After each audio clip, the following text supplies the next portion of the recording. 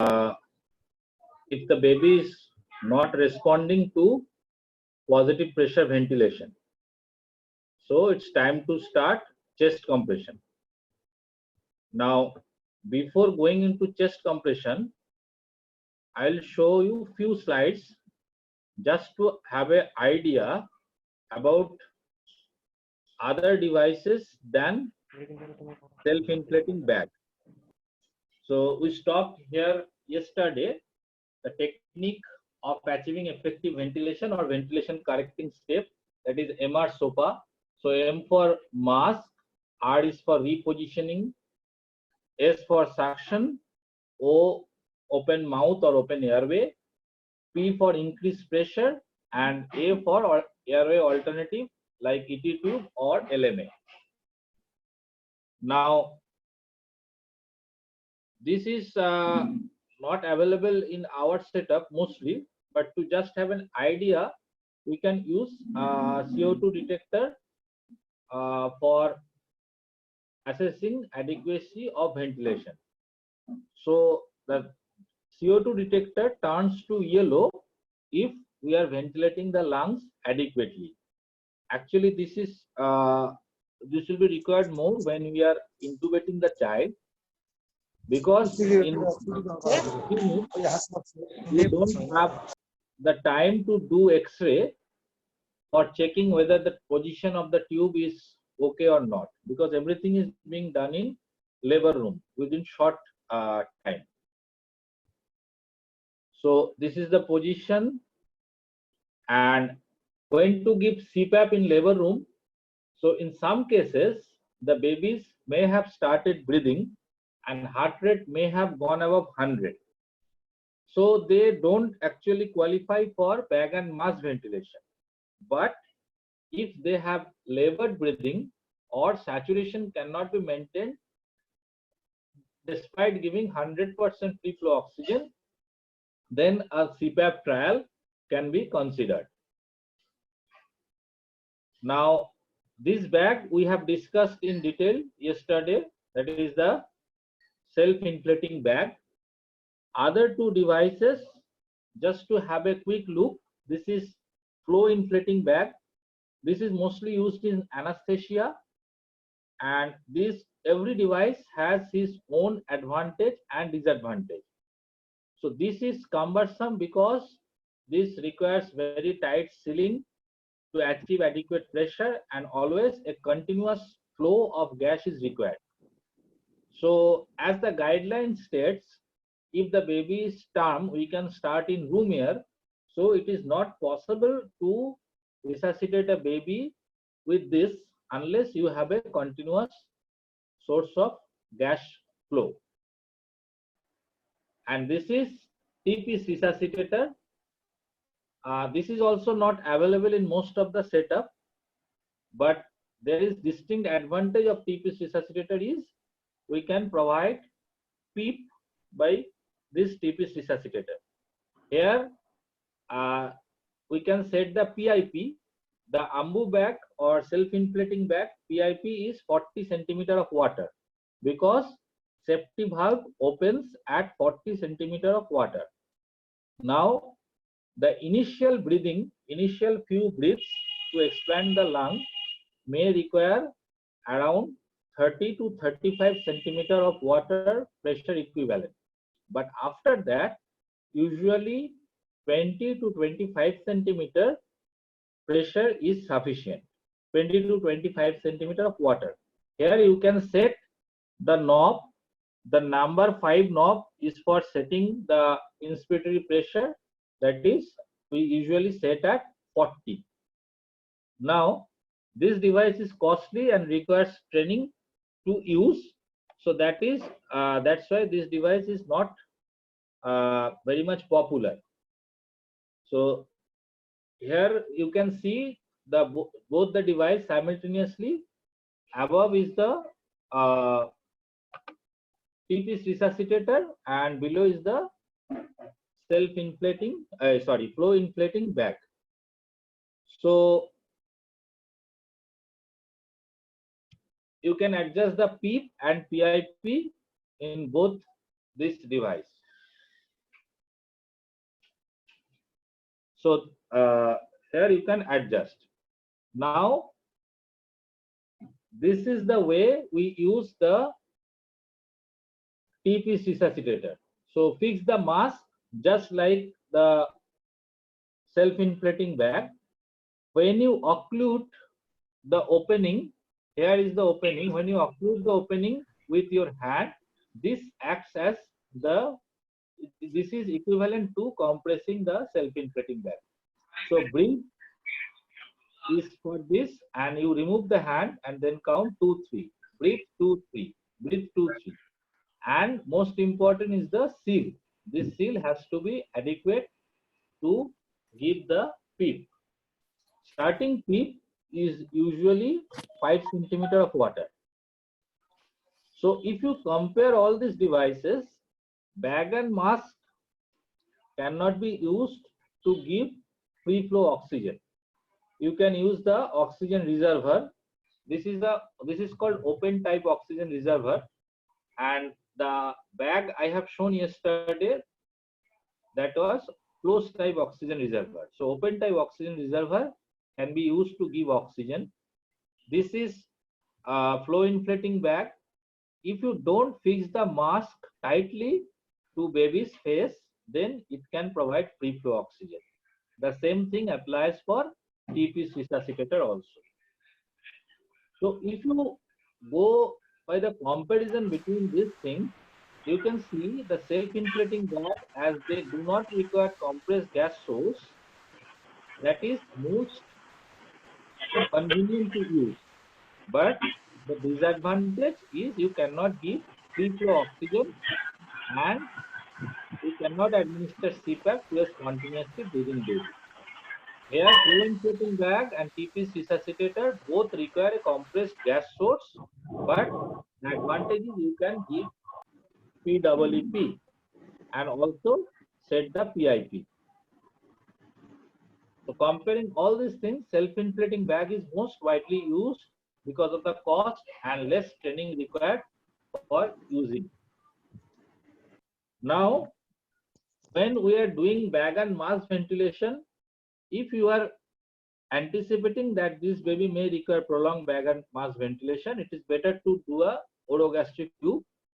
So orogastric tube is measured from the bridge of the nose to earlobe, and earlobe to midway between xiphoid process and umbilicus, and you quickly insert the tube and again resume ventilation as early as possible. Now, yesterday we stopped here that baby is not improving with bag and mask ventilation. So it's time to go for coordinated bag and mask ventilation along with chest compression. Now, the recommendation is, if you are going for a chest compression, it's better to use an advanced airway like intubation or laryngeal mask airway, if the facility is available. So for intubation, this is the classical view when we insert the laryngoscope. So this is the epiglottis covering the vocal cord, and this part is the esophagus, and anterior part is the tongue. So this shiny whitey structure you have to identify and put the tube in. Now there can be some problems when you are putting the tube. So if you put the tube and you see the tongue, so that means you have not gone far. So you need to insert the blade further. But if you insert the blade way too deep, you will see the esophagus.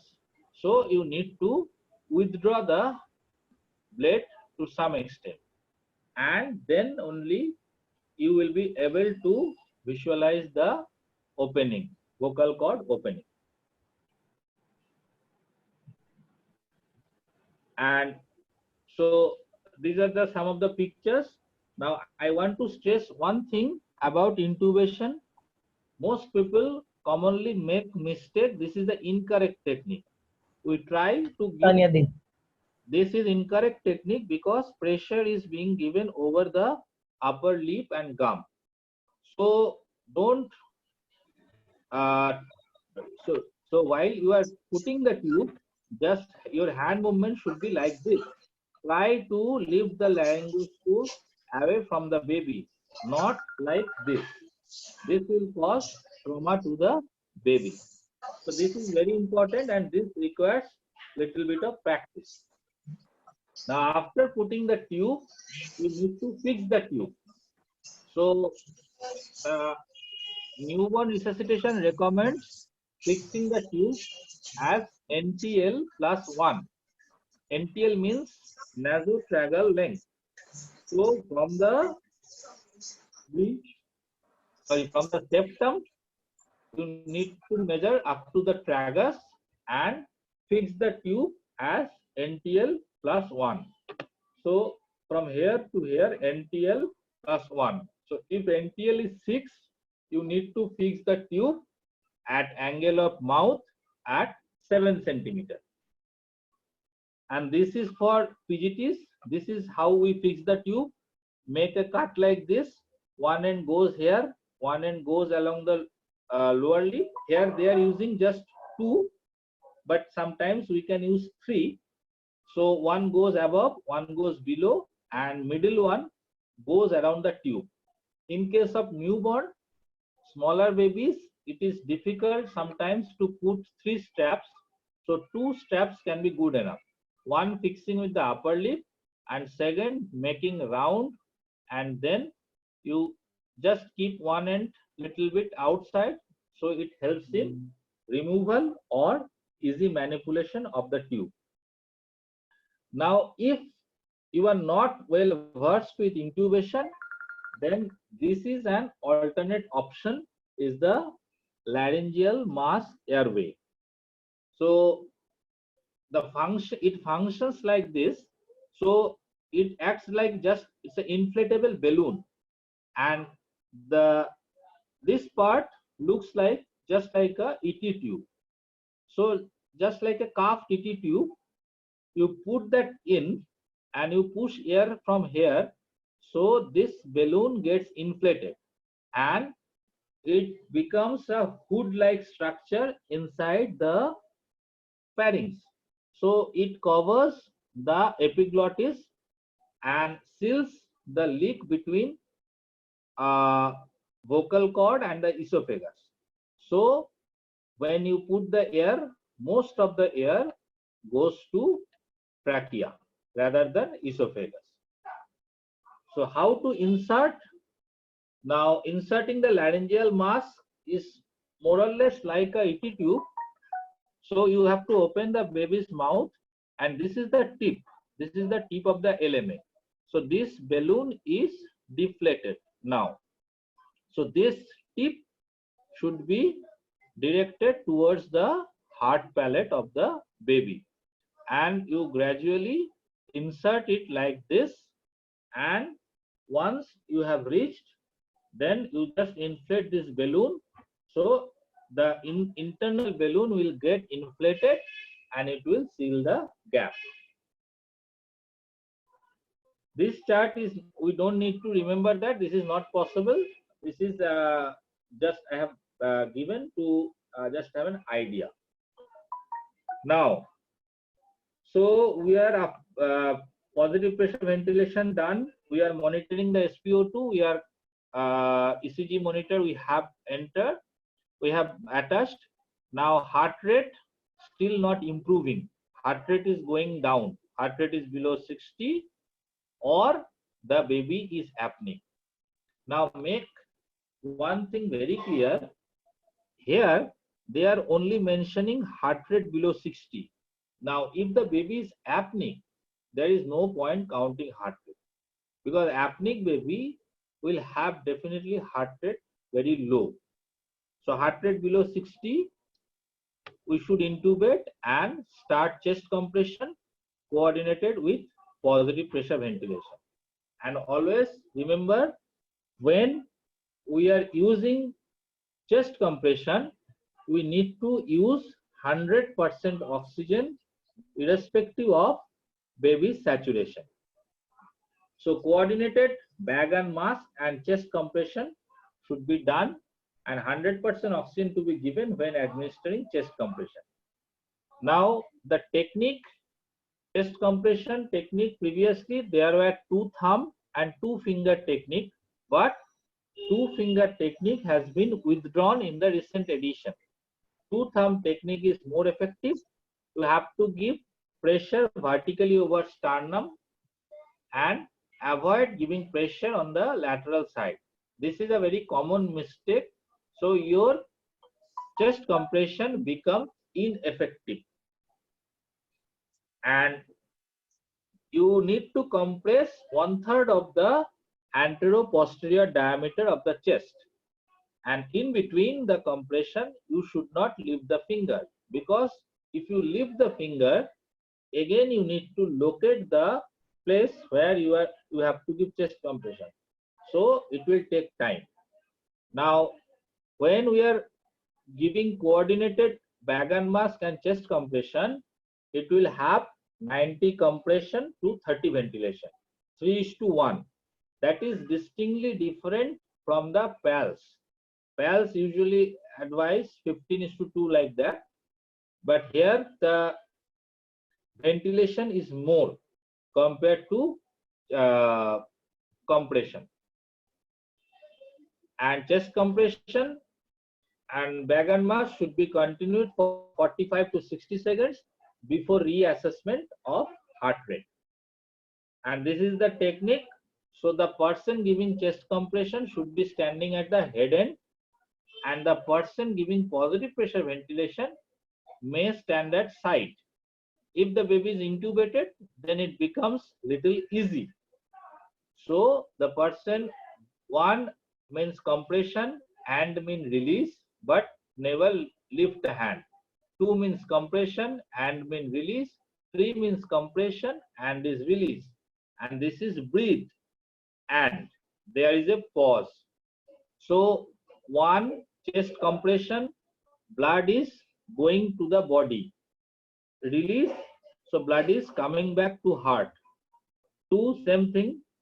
3, same thing. So when we are compressing, blood is getting circulated, and when we are releasing, blood is coming back. Now breathe, so air goes in, and this gap is for gas exchange. So the rhythm should be 1 and 2 and 3 and breathe, and 1 and 2 and 3 and breathe, and the whole cycle including chest compression and breathing should be completed within 2 seconds. So it should be very well coordinated. Now I will stop the sharing just to show the technique for the PGTs.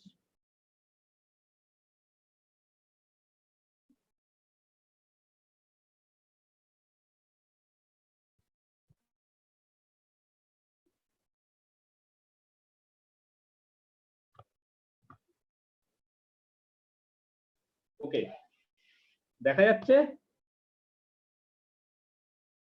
হ্যাঁ দেখা যাচ্ছে, দেখা যাচ্ছে, যাচ্ছে। So the person doing chest compression should be standing at the head end, and the person giving bag and ventilation is standing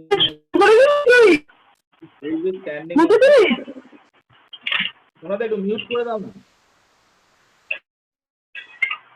will be standing at the side.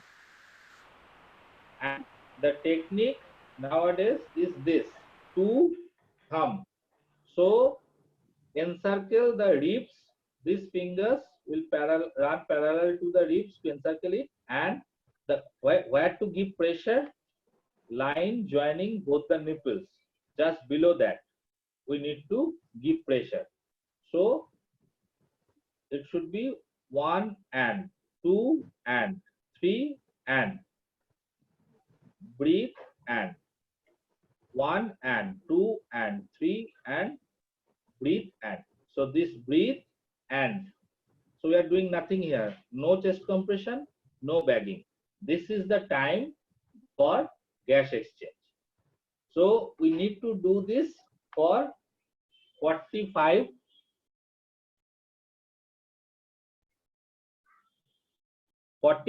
to 60 seconds. Somnath da,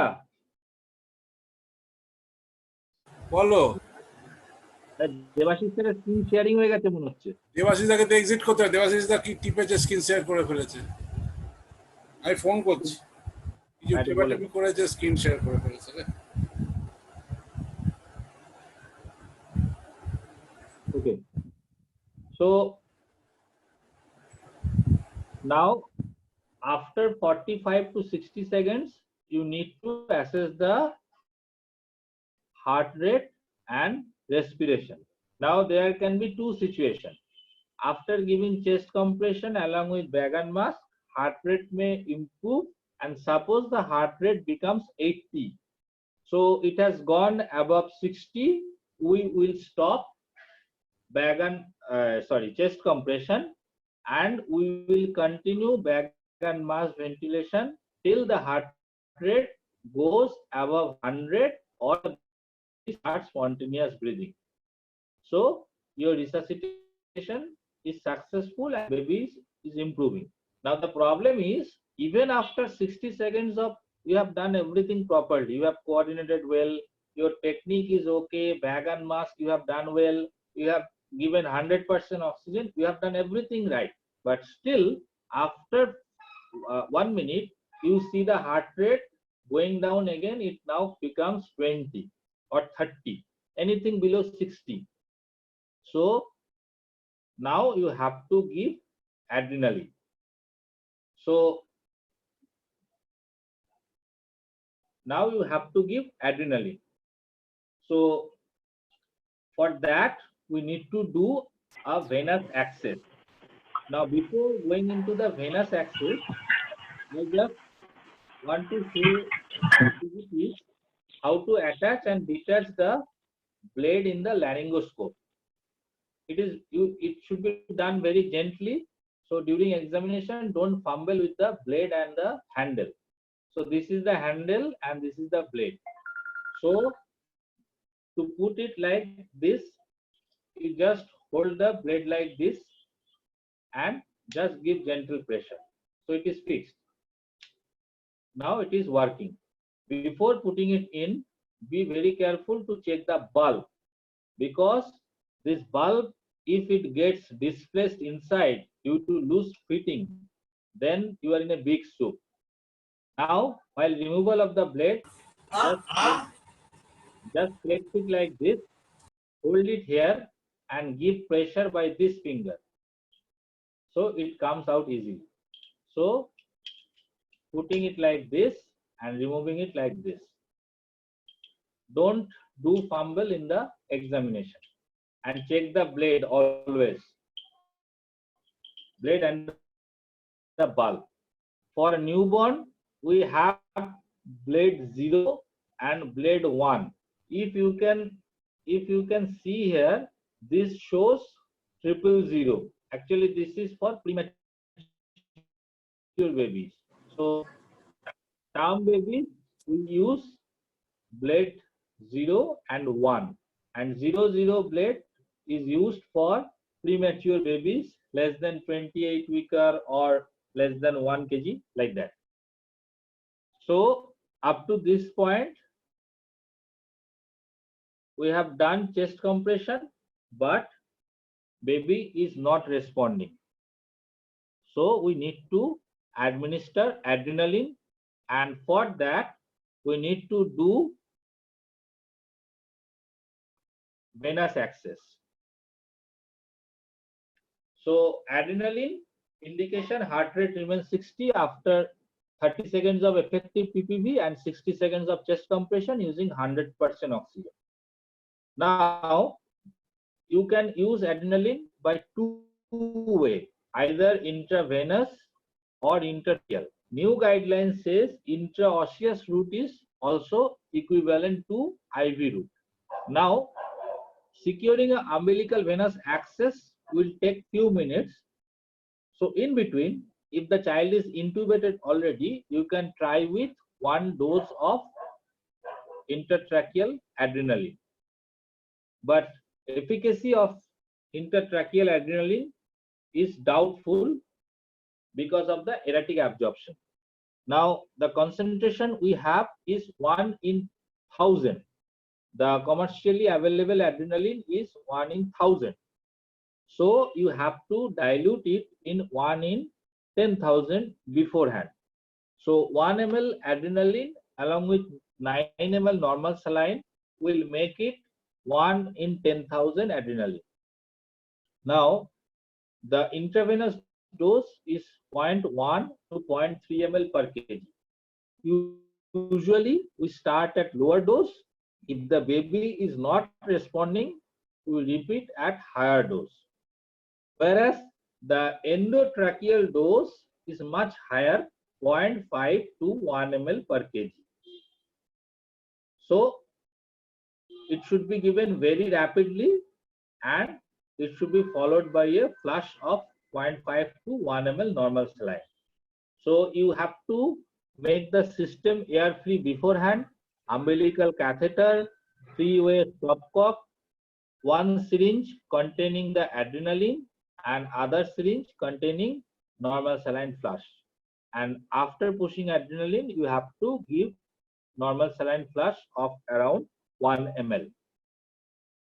And if you are giving it via endotracheal tube, so immediately after giving adrenaline, you give positive pressure breath in bag and mask to distribute into the lungs. What are the other medication? Only adrenaline and normal saline is the medication that are required now. And in case of volume expander, O negative blood can be used in place of normal saline. But normal saline is the volume expander of choice. Ringal lactate is no longer recommended in newborn. Older children, normal saline or RL both can be used, but ringal lactate is not recommended in case of newborn. So 10 ml per kg should be given. And use of sodium has been withdrawn, and use of naloxone to manage respiratory depression in infants born to mother with narcotic exposure, this is also withdrawn. Previous books mention these 2 drugs, but now they mention only normal saline, adrenaline. So it should be over 5 to 10 minutes, and if the newborn is less than 30 weeks, then be very careful and give it much more slowly to avoid volume overload. Now coming to the umbilical venous catheterization for emergency venous access. So the position of the UVC is very important, not only in case of newborn resuscitation, but also sometimes during exchange transfusion in NICU, we need to do umbilical catheterization.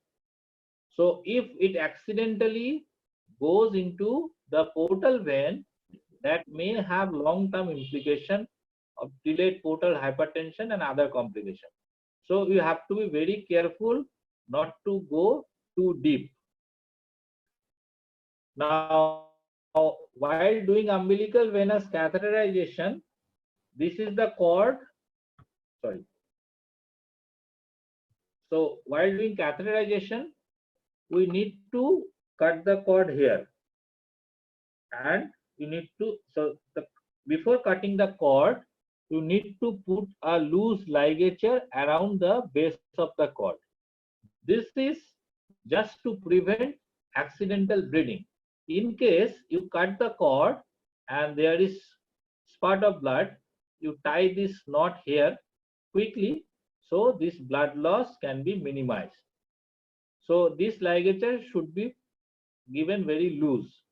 So you cut the cord, try to identify the umbilical vein and put the catheter in.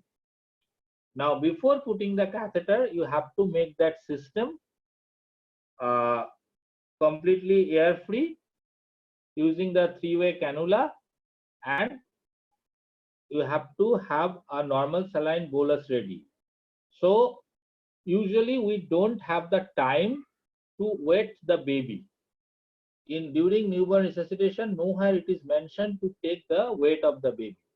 So in Indian scenario, if you take the average weight of a term newborn around 2.8 kg or 3 kg maybe, so you need to give 0.3 ml 1 in 10,000 solution adrenaline followed by 1 ml normal saline flush.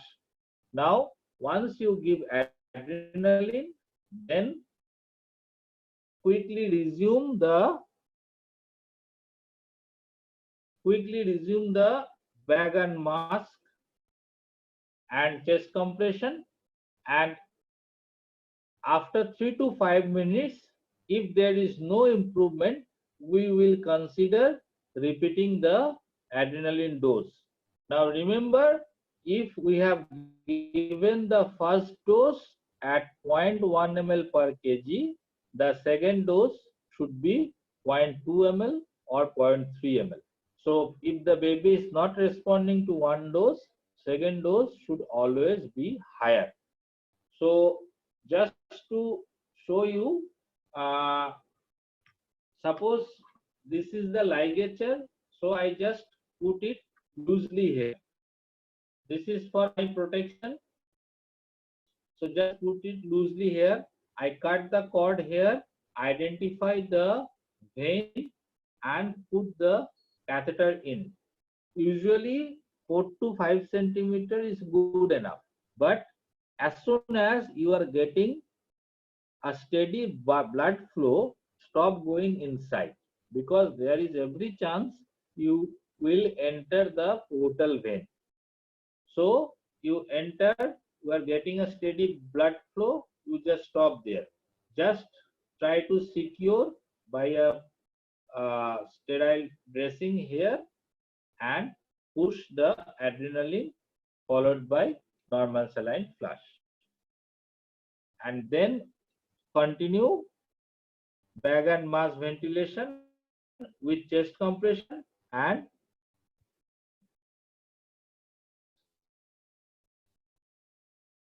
assess the baby after 60 seconds.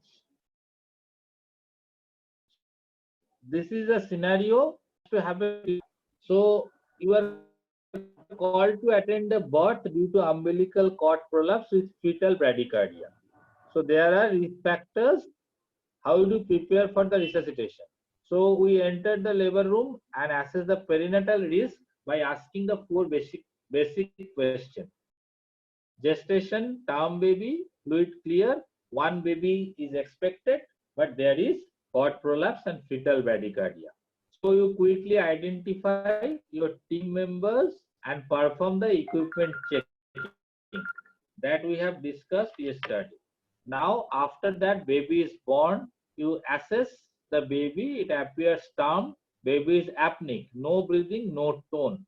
So do the initial steps like positioning, suction, drying, removing wet linen, never forget this, and stimulate. Then again you assess, baby is apneic. After initial steps, baby is apneic. Now you start positive pressure ventilation. Do 15 seconds of BPV, check heart rate. Assistant will place the ECG lead. So heart rate is 30, it is not increasing. Then you have to check for chest movement. So that means whether your bag and mask technique is proper or not. So if you are observing chest movement, continue for another 15 seconds. So 15 plus 15 becomes 30, and after 30 seconds you evaluate. If no chest movement, do corrective steps, MR SOPA, until you achieve a chest movement that we have mentioned. Now, even after corrective steps, you cannot appreciate the chest movement. So, you need to intubate, or indication need for alternate airway. So, this is an indication for alternate airway. So, suppose you have intubated the child. Now, after, sorry, Now, after intubating the child, you need to check the position of the tube. Here, they give stress about using the CO2 detector color change, but that is not available mostly in our setup. So we have to rely on bilateral breath sound and chest movement. And sometimes there can be visible fogging inside the tube, but that can be very less visible because the baby is not having much spontaneous breathing. So you have to rely on breath sound and chest movement. So you have successfully intubated the child. So after intubation, call for additional help, and now it's time to start chest compression. 3 compression, 1 ventilation every 2 seconds. So 1/3 of the anteroposterior diameter of the chest needs to be compressed. Now, after 60 seconds, we are checking the heart rate, but heart rate is still 30, and pulse oximetry is yet to detect a signal. So this heart rate from ECG or cardiac monitor. Then you have to think for emergency vascular access. So till the vascular access is done, you can consider giving 1 dose of adrenaline via ET tube. So ET tube dose is 0.5 to 1 ml per kg. So after that, you have done emergency umbilical venous catheter. So here you can see advanced catheter approximately 2 to 4 centimeter until blood return is detected. So avoid going too deep. It requires some time. So avoid going too deep. Be patient. Now once venous access is secured, put adrenaline via UVC. So the dose is 0.1 to 0.3 ml per kg. Now first dose followed by 0.5 ml to 1 ml normal saline bolus. So we have pushed that via UVC. Then we resume. Hello. Minute. বলছি যে when you are advocating that you have to stop the bag and mask ventilation and going for an advanced airway at which period of time? That is a bit confusing. বলছি এক second, এটা চারটা শেষ করে নি বলছি। So after giving adrenaline, we again resume PPV and compression. Now 1 dose of adrenaline, heart rate is little bit increased, but still you are not getting a signal in pulse oximetry. Baby appears pale. So here you need to consider volume expander. If you feel that even after proper technique of bag and mask and chest compression and proper dose of adrenaline, the response of the baby is not adequate, then you have to consider intrauterine blood loss from the fetal side. So you have to consider volume expander. So we have taken the baby weight approximately 3 kg suppose. Here they have taken 3.5, so we can give 30 ml over 5 to 10 minutes. And after giving IV bolus, now the heart rate is improving and your pulse oximetry is showing a saturation of 68.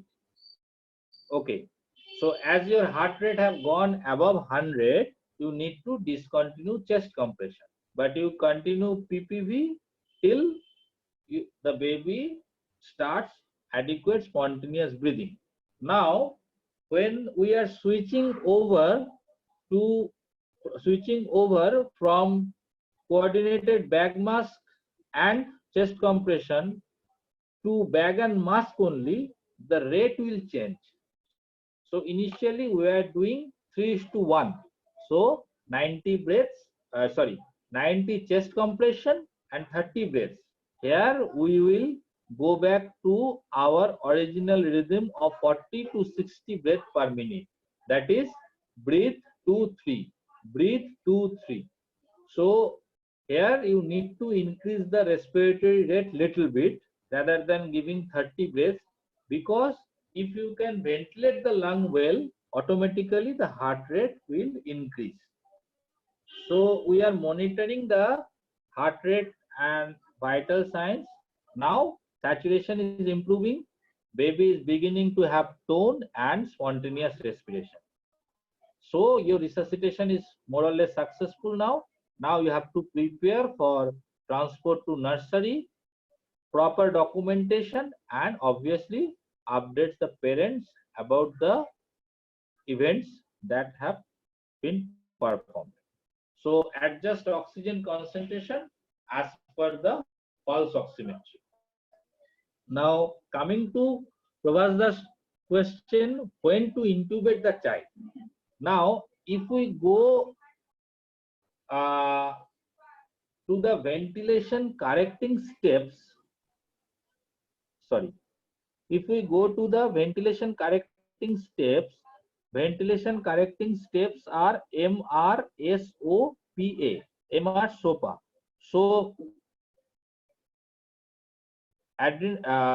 mask repositioning, suctioning, here. So mask repositioning, suctioning, opening mouth and increase pressure. You have done everything, but still you are not able to achieve a chest rise. So this is the time to put ET tube. We have not started chest compression yet. So this is the time you can put the ET tube. Now you can put the ET tube before that also. For example, suppose it's a case of diaphragmatic hernia, antenatally diagnosed. So here bag and mask ventilation is contraindicated because that will cause more distress. So you skip everything here. Straightway go to alternate airway. So we don't do bag and mask, we do bag and tube ventilation.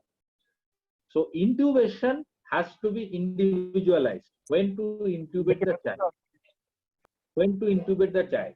But if you are going for chest compression, the recent guideline says you have to intubate the child if expertise is available. But if it is not available, then you can try with laryngeal mask airway. Okay. Now, so we have discussed the scenario more or less. I think just a second. So we are here. So our resuscitation is successful. Now coming to few special situations.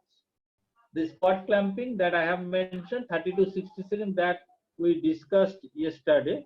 But if the placenta circulation is not intact, for example, abruptio placentae, where the patient can present with sudden bleeding, here you should immediately clamp the cord after birth. Don't wait for 30 to 60 seconds. This 30 to 60 seconds is by American Academy of Pediatrics recommendation. NNF says 1 to 3 minutes. I have made the entire presentation based on the AAP guideline. So I have mentioned here 30 to 60 seconds. But the bottom line is, if there is bleeding, abruptio placentae or bleeding due to any cause, you should clamp the cord immediately. Next comes meconium stent liquor. We have discussed little bit yesterday. The thing I want to highlight, intubation for tracheal suctioning, that has been abolished. This is not suggested. This is not beneficial. This causes loss of time, and repeated intubation may cause damage to the airway. So when you actually need to intubate the child, you may find it difficult. So for meconium stent baby, if the baby is vigorous, that means heart rate is more than 100, baby is breathing, and there is good muscle tone. These are the babies called vigorous baby. Heart rate more than 100, good muscle tone, and baby is breathing or crying. Don't do anything, just give routine care in the form of clearing the airway or if necessary. If the baby is non-vigorous or apneic, the initial steps should be done just like a normal situation. So provide warmth, clear airway, mouth followed by nose, dry the baby, stimulate, and if the baby is not responding, straight away go to positive pressure ventilation. Don't delay the positive pressure ventilation and don't try to intubate to remove intratracheal meconium. That is not beneficial. Now, there are few situations where you have to think if the baby is not improving with your resuscitation effort. Among this, I have mentioned congenital diaphragmatic hernia. Nowadays, many times it can be diagnosed antenatally, but it may not be diagnosed antenatally. So if the baby is deteriorating in spite of the proper technique, you have to think of congenital diaphragmatic hernia. So it's better to intubate to secure the airway. In case of pneumothorax, you need to do percutaneous needle aspiration. In labor room, you can give second intercostal space mid clavicular line or fourth or fifth in the anterior axillary line. Whereas in case of pleural effusion, we insert the needle fifth in newborn, fifth intercostal space, posterior axillary line. These are relatively rare situation, pleural effusion, but you can have pneumothorax and it can be iatrogenic also, because if the baby is not crying, we tend to increase the pressure. So somehow if you give increased pressure, that may result in pneumothorax. So this slide is a little bit clumsy. This is just about the post resuscitation care. So birth asphyxia can have problems in almost every system. For example, neurological, if you have successfully resuscitated the baby, you have transferred the baby to nursery and the baby can start having seizure. So you have successfully resuscitated, you have transferred, now the baby is having tachypnea and you see it turns out to be pneumothorax. Cardiovascular, persistent metabolic acidosis, renal, babies can have decreased urine output, electrolyte abnormality, and feeding intolerance is also very common in babies asphyxiated at birth. So almost every system can get involved in case of birth asphyxia. You can minimize the involvement by the proper technique. Now, this picture I have taken from the book. This is for choanal atresia. Now, unilateral choanal atresia is asymptomatic. Bilateral choanal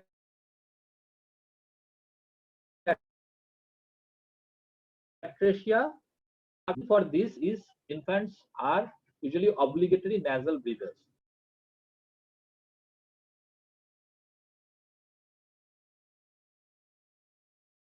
So when characteristic to differentiate from cardiac disease, they usually improves when the baby cries. Okay, because during crying, baby can take some air through mouth also. So this is called McGovern nipple. This is nothing but a modified pacifier. Here we put it like this to just to keep this opening. So and then later stage you need to do definitive management.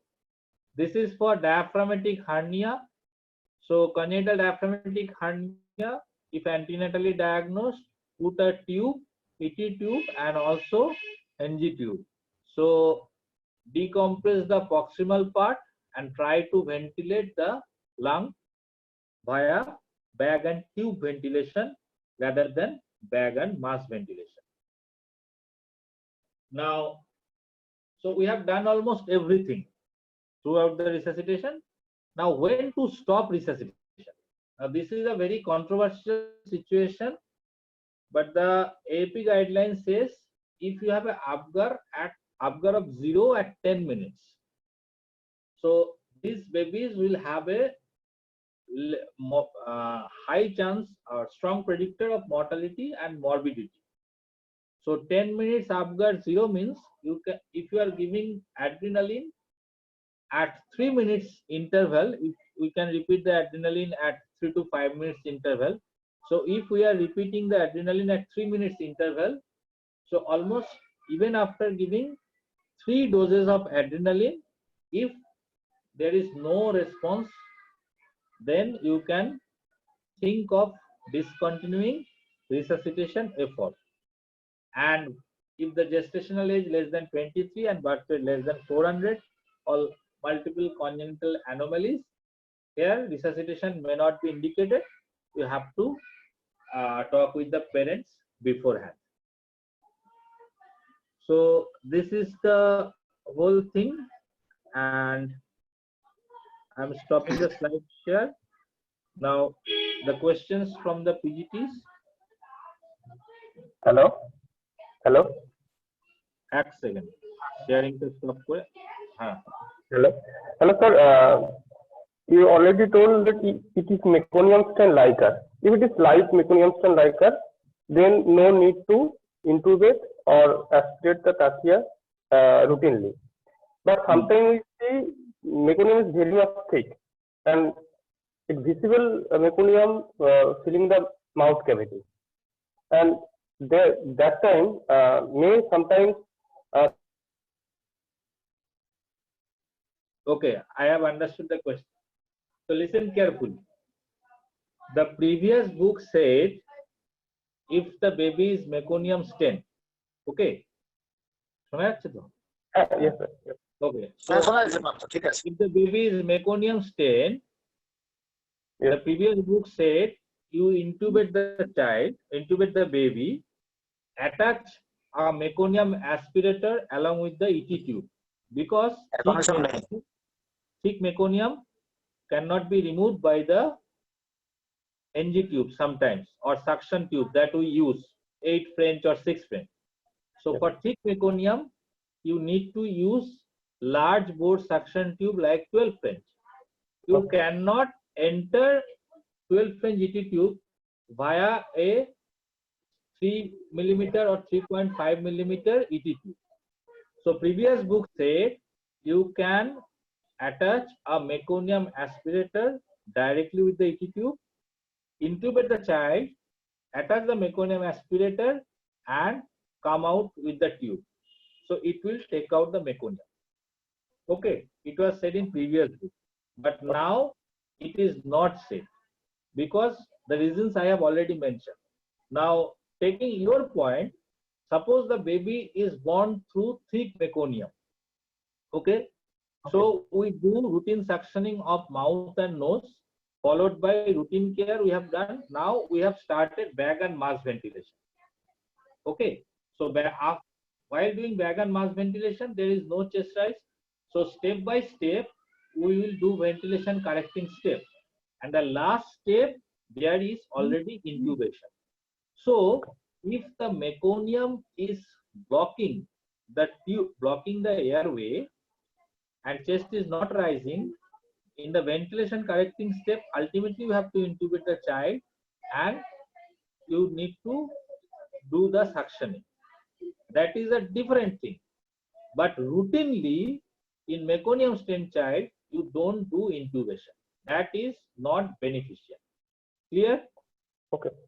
So second thing, you have told that during একটা জিনিস মানে তোর পেশেন্টটা meconium স্টেন থাকুক আর না থাকুক normal step যা থাকে থাকবে টু অ্যাভয়েড দ্য কনফিউশন।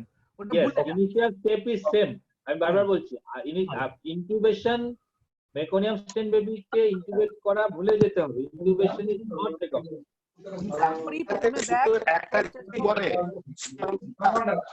একটা জিনিসই বলে ভিগোরাস আর নন ভিগোরাস দেখা, যদি ভিগোরাস বিপি হয় শুধু রুটিন কেয়ার করে ছেড়ে দাও, যদি নন ভিগোরাস হয় যেমন রুটিন স্টেপ গুলো রুটিন কেয়ার একজন একজন করে শোনা যাচ্ছে না বলো।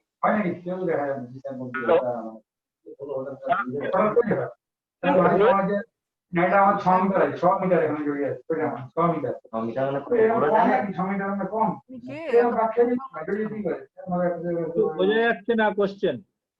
Hello, sir. The second step, you already told, if it is resuscitation or successful, we have to suspect pneumothorax or pleural effusion. So at that resuscitation site, it is not possible to do an X-ray and other things to pick up the pneumothorax or pleural effusion. Yes, so the guideline says you can do a transillumination test. Okay, though we are not used to doing it, but you can do the transillumination test by having a torchlight. Now if you put the torchlight here, then if it is pneumothorax, you can see the light going deep inside, so you can have an idea it can be a pneumothorax. Artho, is it the torchlight or it should be a cold light? Actually the light The cold light is now available everywhere. মানে even for veins আমরা দেখার জন্য cold light use করি, তো সেই জন্য I think it should be লাইটটা exactly mention করা নেই, but the it's a cold light, যেটা আমরা ওই মাঝে একটা কোম্পানি দিছিল না ভেন আইডেন্টিফিকেশন, যেটা আমরা ওই ভেইন দেখার জন্য যে লাইটটা ইউজ করি, that is called cold light. That's the light that should be used actually. ওকে, আর কিছু চ্যাট বক্সে তো কিছু নেই দেখছি। আচ্ছা, এটা আরেকটা জিনিস বলছি স্টুডেন্টদের জন্য, যখন রুটিন রিল্যাক্সেশন জিজ্ঞেস করে পরীক্ষায় তখন কিন্তু স্টেপ গুলো ওইভাবেই বলতে হবে, মানে হেফাজত হলে হবে না। প্রথমে তোমাকে টেম্পারেচার, তারপরে পজিশনিং, তারপরে ক্লিয়ারিং অফ এয়ারওয়েজ, তারপরে লিভেনটা, যদিও সাইমালটেনিয়াসলি জিনিসগুলো চলবে, তারপরে তুমি স্টিমুলেশন। মানে যখন জিজ্ঞেস করে পরীক্ষকরা ওইভাবে প্রত্যেকটা পরপর স্টেপ ওইভাবে চায়, কিন্তু ইট ওয়াজ সাইমালটেনিয়াস প্রসেস, কারণ 30 সেকেন্ড তো সময়, এটা একটা। আর এমার্সোপাল যেটা পার্থ বললো, ওটার ক্ষেত্রে দেখবি যখন একটি ভেন্টিলেশন করতে হবে এয়ারওয়েটা ক্লিয়ার থাকবে। MRSO এই চারটে কিন্তু এয়ারওয়ে ক্লিয়ারের জন্যই লাগে। পরেরটা হচ্ছে ইনক্রিজ প্রেসার, তারপরেরটা হচ্ছে অল্টারনেটিভ মেথড। আরেকটা জিনিস, রেসপিরেশন এবং হার্ট রেটের মধ্যে যখন আমরা অ্যাসেস করি দুটোর মধ্যে মোস্ট ইম্পর্টেন্ট জিনিসটা দেওয়া হয় কিন্তু হার্ট রেটের উপরে।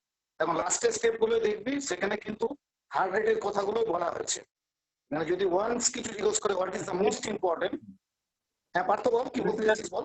আর একটা জিনিস আমি বলে দিই, সেটা হচ্ছে যে এখানে যে চার্টে দেখাচ্ছে heart rate less than 60, heart rate more than 100, আগে যেটা ছিল manual counting of heart rate ছিল, কিন্তু এখন তো nowadays they are not advocating manual count of heart rate, because we should have a pulse oximeter, and we are also using the ECG lead. If cardiac monitor is available, that is very good, but ideally 3-lead ECG and pulse oximeter. So previous edition advocated palpating the base of the umbilical cord for 6 seconds, base of the umbilical cord for 6 seconds, or counting the heart rate by putting stethoscope over chest for 6 seconds. So suppose in 6 seconds heart rate is 4, so the person counting the heart rate will tell heart rate is 40. But nowadays it is better to have pulse oximeter. If you don't have the pulse oximeter, then you can palpate the base of the cord. The fallacy is, if the baby is hypoxic, most likely the baby will be hypotensive. So umbilical cord pulsation, you can confuse your own digital arterial pulsation with umbilical cord pulsation. Probably that is the reason they are nowadays advocating use of pulse oximetry and 3-lead ECG to have an accurate heart rate, because the whole decision of giving adrenaline, withdrawing chest compression, everything depends on accurate heart rate. So if your heart rate counting is inaccurate, the whole protocol becomes disorganized. Sir, intubation obviously takes some time. Is that intubation time included in the total resuscitation time process? Or Intubation time is 30 seconds. Intubation time fixed, that is 30 seconds. So if you are not confident, they are telling you can continue with bag and mask, or you can try to use the laryngeal mask airway. But ideally, a person who knows intubation should be present during the delivery of the baby. আর একটা যেটা পার্থ যেমন বললো যে congenital ল্যাপ্রোডার্মে যখন ইনকিউবেশনের সাথে সাথে একটা tube দেয়া থাকে, মানে রাইট টিউব দিয়ে সাকশন হয়, তেমনি পজিটিভ প্রেসার ভেন্টিলেশন যদি একটু বেশিক্ষণ হয়ে যায় তখনও কিন্তু এটাকে ডিকম্প্রেস করতে বলা হয়, মানে স্টোমাক থেকে ডিকম্প্রেস করতে বলা হয়। হ্যাঁ, সেটা আমি দেখিয়েছি যে ওই এনজি টিউব ইনসারশন করতে হবে যদি আমাকে লং টার্ম লাগে, পজিটিভ প্রেসার ভেন্টিলেশন যদি মানে প্রলং রিসাসিটেশন যদি আমি মনে হয় যে আমার লাগতে পারে। I think since we are also inviting a lot of from outside, so we should always continue to speak in English. And if you want to put it in YouTube, it should be in English only. And, From next time onwards, all conversation, all discussion should be in English only. Another thing is that And you should practice it, huh? another You should thing is practice that it.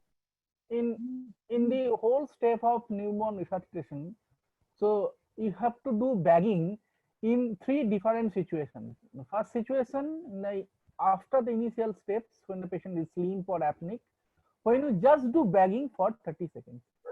After that, even after 30 seconds, if you are not able to improve the child condition, then you have to do bagging coordinated with chest compression.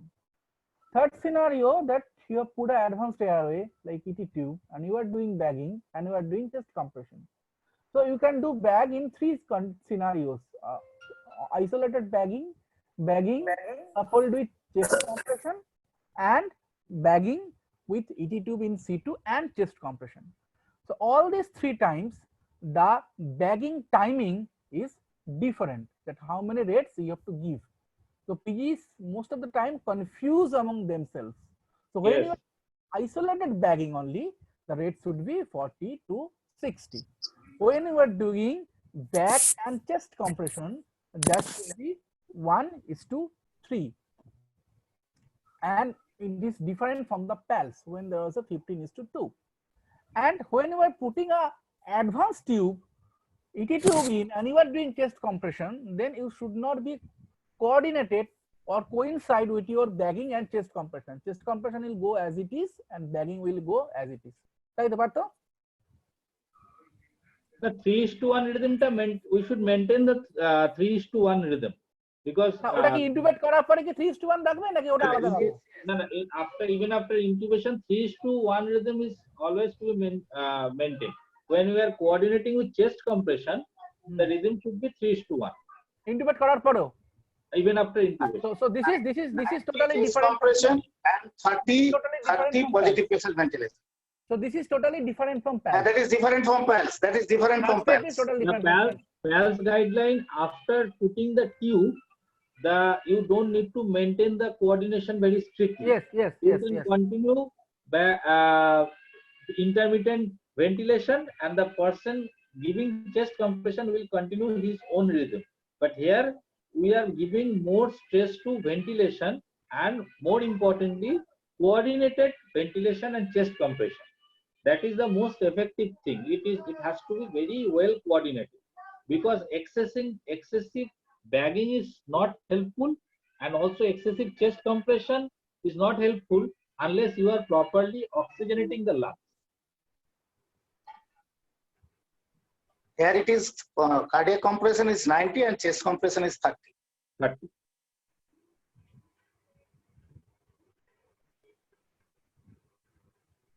Okay. Let me just check the chat box. 1 or 2 questions, I think. Meconium stent liquor, is it required to do gastric lavage? Routine gastric lavage is not recommended. Please describe choanal management. Choanal management, I have shown the management in the labor room. Now, for long-term management, you have to confirm the diagnosis, and then you have to think about how can you manage. That is beyond the scope of resuscitation. We want to concentrate on resuscitation only. Now, why not 2-lead ECG? Why 3-lead ECG? Yes, that question I also had. Why 3-lead ECG? But I am not sure why they are advocating 3-lead ECG, but they say 3-lead ECG. Anybody can throw light why they are advocating 3-lead ECG. I am not sure about why they are strict on 3-lead ECG.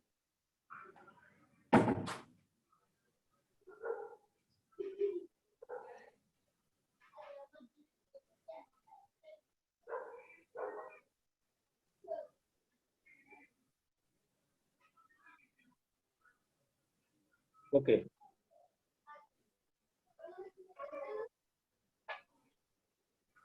তাহলে stop করি।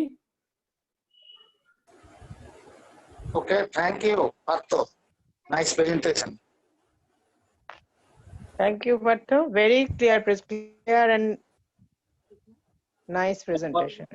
For PGTs, আমি just দুটো জিনিস, I am giving the presentation in the WhatsApp group, and I am also giving you the AAP handbook, that is the latest book, the whole guideline and other things.